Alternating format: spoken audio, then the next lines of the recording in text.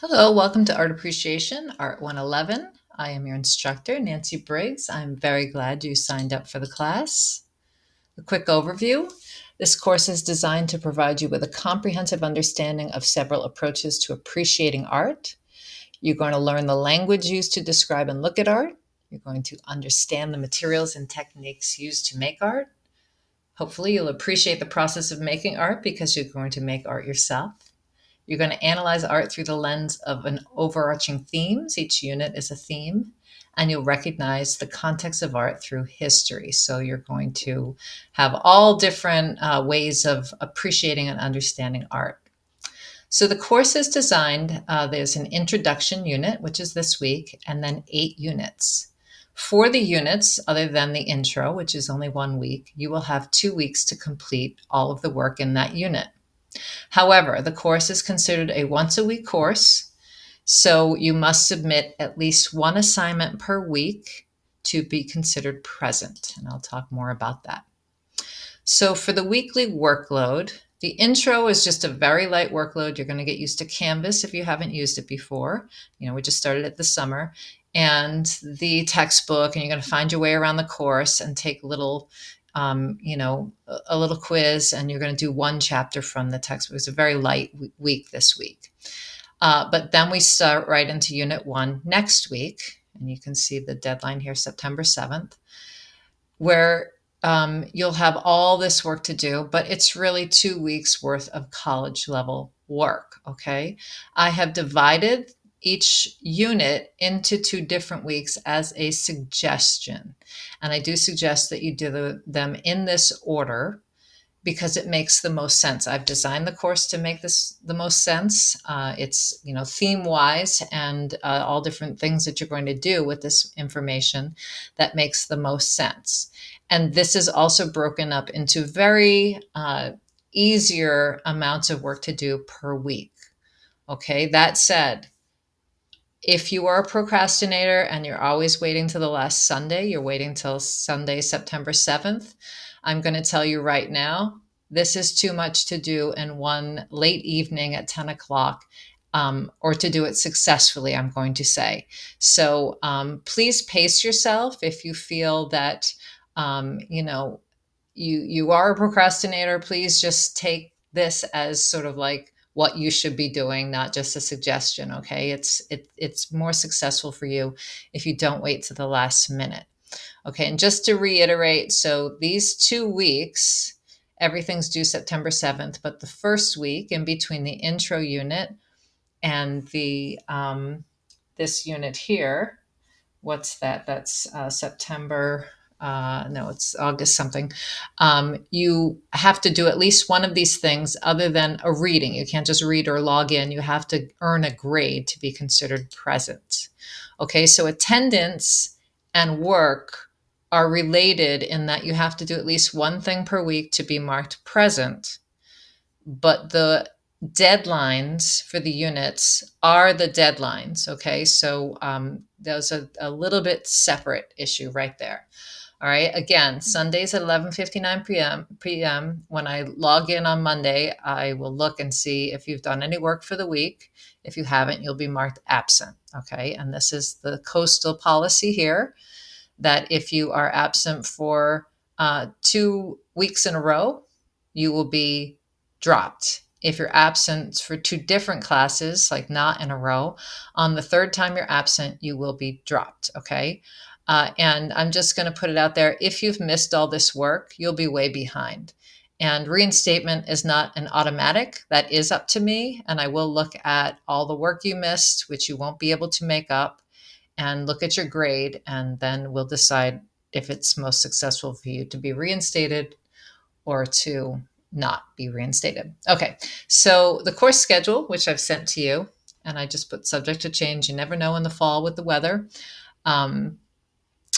This is the first unit here. Again, the deadline's just 1 week for this one. You don't have that much to do this week. And then you'll have 2 weeks to finish unit 1. Okay, so that's that's the timeline, is only 8 units. So again, you have to do one thing for the week will be marked absent, and no late work will be accepted. All right, you'll see as we get going that there's a lot of chapter jumping in this course, and that is because your textbook is designed to be used as all modular chapters. They're grouped by content. So I have designed the course, and I think this is the most successful way to teach this course. I've taught it many different ways. I think it's certainly the most interesting way to teach the course, to be well-rounded and to get you to appreciate art on all different levels. It's not an art history class. It's not a studio class. It's not a writing class. It's a little bit of everything in there. Hopefully will appeal to all of you in some way. All right, so what will you be doing? So you'll have a textbook readings and inquisitives, and for our textbook, it's a Norton one. So if you've taken another course with Norton, a Norton book, you know what inquisitives are. There's an art project for every unit, which you will post on the student gallery, and you'll reply to 2 people.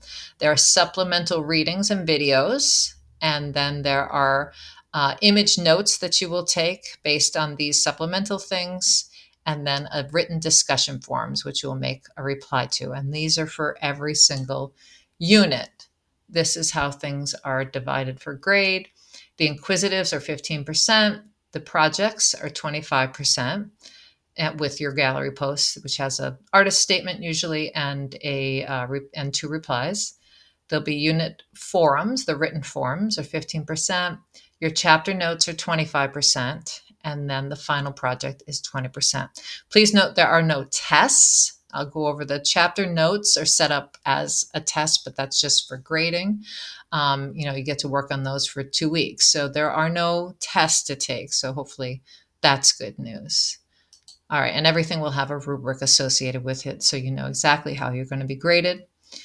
Each unit has several chapters to cover. So your textbook, Gateways to Art, is part of our course already. Don't think you have to go buy that. However, it used to be anyway in the bookstore for 20. It's much cheaper than usual at the bookstore if you want to get a hard copy, but it's part of our course. There's really no reason for it. If you want it, you can go get it. Each chapter has inquisitives. If you don't know what these are like, there are tutorials on how to do these. They're a little bit different. It's supposed to be like playing a game. Take that for what you will. And you can take those for as many times as you like. So I always say, why not get 100%? It's 15% of your grade that you are in total control of if you want to put in the effort and get a good grade on those. The guided image notes are, again, 25% of your course grade. So please, pay attention to these, answer all the questions here for each one of them. And these change per image and per unit, obviously. So the image notes are based on the supplemental materials, and you'll watch a video or read a very short excerpt. And I'm going to say these are very short things usually, hopefully a little bit more entertaining than just reading the textbook. And then you'll just take notes and read the questions, and you'll be synthesizing things that you've learned in the unit. Okay, so for instance here, describe how the artist used the elements of line and shape, contrast, focal point. These are things you've already read about, and that's why I said at the beginning, you should try to go in order they make the most sense, because everything's synthesizing something else ahead of it. So please pay attention to the order of things. And then you're going to be synthesizing some of the readings as well, and summarizing the video. So that's why it's 25% of your grade. It's a synthesis of all the things you've learned in the unit based on these images on the supplemental materials. There'll be a written discussion forum, and this is a little bit of double dipping. Usually it's applying something you've already written, like your unit notes. You'll be asked to summarize something for unit notes and have a discussion about it. And I'm going to say the discussions in Art 111 are always awesome to read, because students have learned so many different things and have different approaches to things. So I hope you enjoy relating to your fellow classmates about this stuff. The gallery and forum projects, please don't drop the class yet if you're afraid to make art. It is just beginner level. Okay, don't panic if you don't have any experience making art. This is not for art majors. Okay, in fact, Art 111 is not for art majors, but if you are an art major taking this course as an elective, good for you. But this is not going to be, portfolio materialism most times. This is just basic things that we're learning how to apply, the things we're learning about. So for instance, you can see here line shape and the principle of contrast is one of your chapters this week, and that's what you'll be um, using here. There's a focal point, line shape, contrast. Here you can see all this stuff, and you're going to learn about it, and you're going to apply it in a very simple, I'm not going to use basic again, simple way in an art project. Okay. That said, there are expectations that you have tried your best.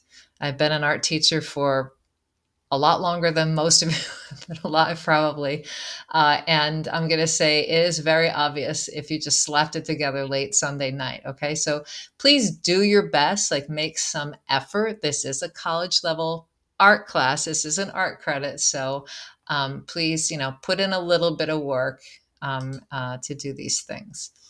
All right. So your textbook, as I said, is already included in your course, but you will need some very basic um, materials. That said, you may not need some because a lot of times you get your choices. For instance, the color ones, if you don't have a colored pencil, there are choices that you might not need colored pencils. So don't run out and buy anything, like even thick printer paper.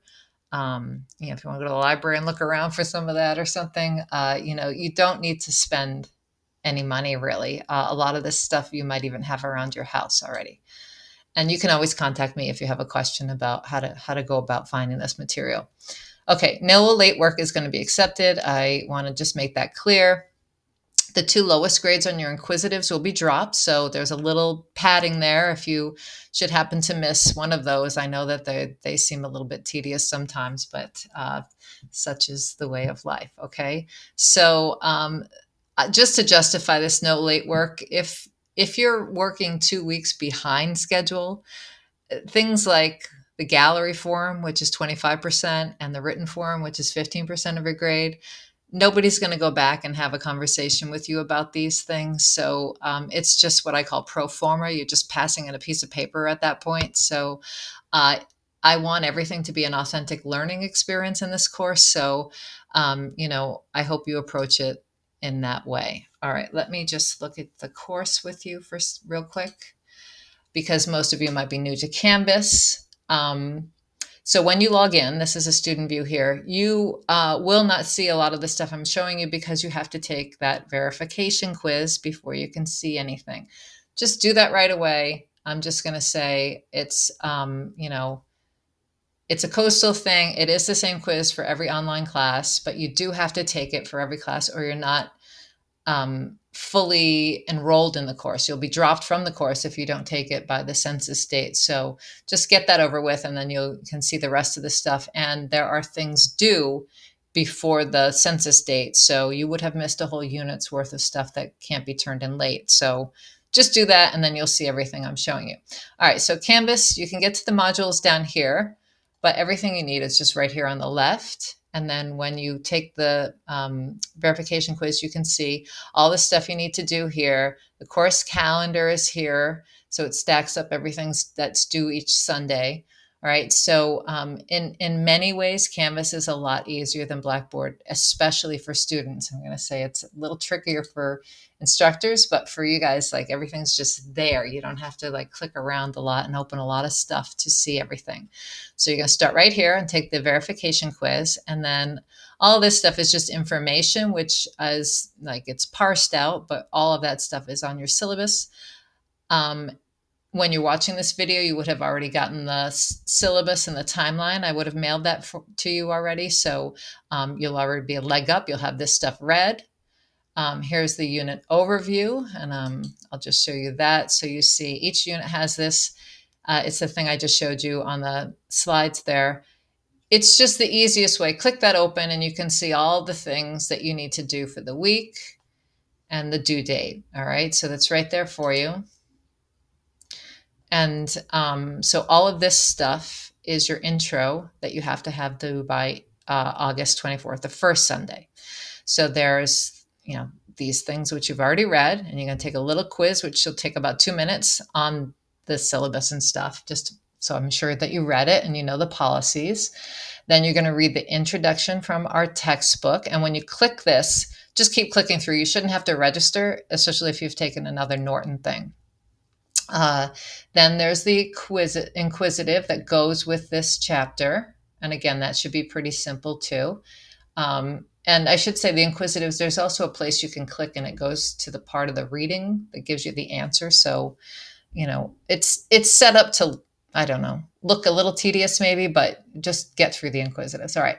And then here's our first written forum, and you'll just click that and you will answer the question. You'll see the question, and then you'll answer it by replying. And after you reply, then you'll see everybody else's stuff and you'll be able to reply to 2 people. Okay. You can reply to as many people as you want, but 2 is the requirement. So here you see you get points for that.